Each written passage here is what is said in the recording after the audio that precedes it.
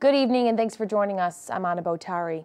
New tonight, 4 people are behind bars after a violent kidnapping involving a 16-year-old girl in Auburn. Police believe the suspects knew the teen. Aubrey Assistio has the gruesome details. A suspected house of horror now condemned, deemed uninhabitable. Auburn police confirming to NBC Boston investigators 4 people are behind bars after officers rescued a 16-year-old girl from this home on White Terrace in Auburn. I feel bad for a kid. The girl had been kidnapped, tortured with lit cigarettes, drugged and raped, and held in a cellar, duct taped to a chair. She told police the suspects also shaved her head and held a machete to her throat. When officers arrived, they found duct tape, used discarded condoms, and hair in a bag.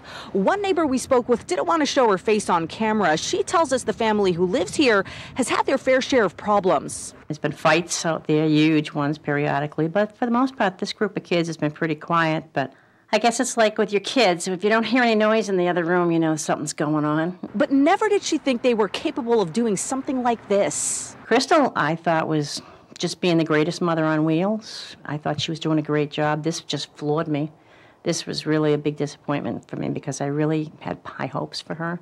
She's talking about 23-year-old Crystal Lugo. She was arrested for the crime, along with 19-year-old Christopher Lugo, 22-year-old Yariel Torres Abbey, and 19-year-old Yeleni Ortiz. They now face a slew of charges. Police say the 4 suspects targeted the 16-year-old victim after suspecting she was the one who set up a recent home invasion in which 2 men with guns busted into this home and confronted Christopher Lugo. 3 shots were fired, and police believe the purpose of the home invasion was to steal marijuana. I feel bad for all of them, and I know that sounds hokey, but the bottom line is they had a really rotten start in life.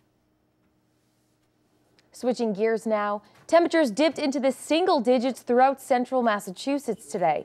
Here's a look outside the Worcester News Tonight studios. You can see the exhaust from the cars and snow still remains on the ground. This cold snap doesn't seem to be going away anytime soon. We'll have a full look at the forecast coming up later in the show. New Year's Eve is just around the corner, and while temperatures will be low, celebrations in the city are still on. However, they'll be different this year than in past years. This is the first year in decades without the event First Night Worcester. Our Chandler Walsh has the details. Before the clock hits midnight on New Year's Eve, those on Worcester Common will celebrate. The city is holding a New Year's event for people to lace up their skates and enjoy hot chocolate, food, and fireworks. It's all free and open to the public. It'll be a good time to come down, especially families, come for a little bit and enjoy some winter fun and bring in the new year. For more than 3 decades, First Night Worcester rang in the new year. The event was the second oldest of its kind in the country. This is the first time since 1982 it won't happen. First Night went out last year. We wanted to do something that was family focused, free. We're doing that this year.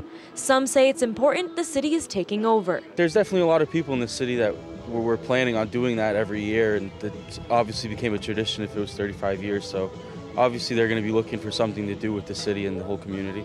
I feel like the hometown things are good for even families to go do also. Meanwhile, Worcester police are doing what they can to increase security and safety. We try to maintain a police presence there just to make people feel safe, make people feel like it's a place they can go and be comfortable. So we always have extra officers in the area anytime there's a major event downtown. Chandler Walsh, Worcester News Tonight. The City of Boston Parks Department has announced the New Year's Eve skating show scheduled for the Frog Pond has been canceled due to the forecasted low temperatures and frostbite warnings. However, many of the other First Night activities are still expected to take place. Abby Nesgoda has the story. When it comes to First Night, the end of the year usually goes out with a bang. But this year, it's a blast of bitter cold. Oh God, I hate the cold, it's horrible. I'm 82 years old and I love this. And that's a good thing because Leon Roberge will spend the frigid hours leading up to the new year helping with these ice sculptures. To keep busy.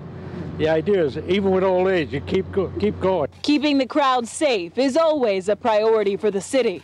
You're going to see some observation offices up on rooftops. But keeping them somewhat warm will be the real challenge. As of right now, every event is on, but as we get closer to New Year's Eve night, we might have to make some alterations. And tough wind chills could make for some tough calls. For example, if it's high winds, we won't be able to do fireworks, things like that. But organizers say they're taking it hour by hour and act by act. Such as should a certain marching band proceed in the parade. And while those who plan on attending will be layering, they'll be great. It's a whole new year. With temps this cold, Leon says at least he doesn't have to worry about his ice sculptures melting. We're ready to go.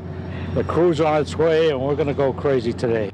And something you won't see in all of this setup behind me, a heating tent. The city says this is an all-outdoor event, and they're just hoping with plenty of open businesses nearby, people will just go inside and warm up. In Copley Square, I'm Abby Nesgoda, NECN. The cold weather also a concern for pet owners. The Worcester Animal Rescue League says animals won't be able to take these temperatures for long. Our Rosalind Flaherty has the story. Logan the boxer wears many layers for his walk Friday. I put jackets, I put shoes. As the temperatures drop in central Massachusetts, humans aren't the only ones who need to take precautions. Their pets do too. Animals, they do have a fur coat, but the fur coat is just a slight protection for them. They need to get out of the elements too. The Worcester Animal Rescue League says dogs should take very brief trips outside and cats shouldn't be left out at all. If you were out skating, ice skating outside, it would be very cold within minutes. And so they're feeling it too. They say to look for signs your dog is cold, like limping, bleeding paws, or shivering. Sometimes the only thing that they have is the protection of a kind-hearted person to get them in at least out of this weather. Frog is a 7-year-old yellow lab. He takes walks every day. His owners say they keep an eye on how he's doing in the cold. We sort of know what his limits are. Most dogs I've seen that get cold, they shiver. They're shake, and he's not shaking at all. The Worcester Animal Rescue League says if you do take your dogs outside, give them some sort of protection, like a coat or shoes. Pets are extremely important. They're a part of the family. Rosalind Flaherty, Worcester News Tonight. Firefighters battle a 2-alarm fire at a barn in Grafton Friday afternoon. The barn on Wesson Road was behind a home. It started around noon, and firefighters from neighboring Westboro were called in to help. Crews were able to knock down the flames in about 45 minutes, but tractors and lawn equipment inside the barn appeared to be heavily damaged. It appears to be accidental at this point. Chief says no one was injured and the extreme cold temperatures did not play a role in fighting the fire.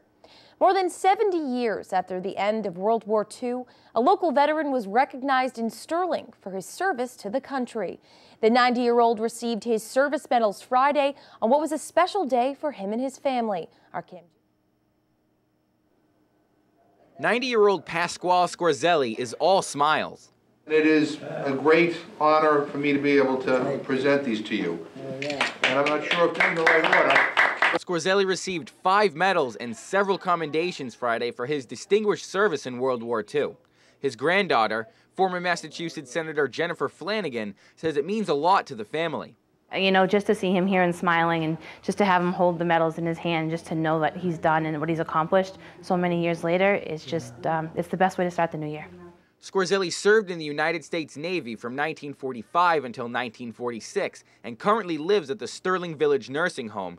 Congressman James McGovern presented him the medals, saying without veterans like Scorzelli, the United States would not be the country it is today.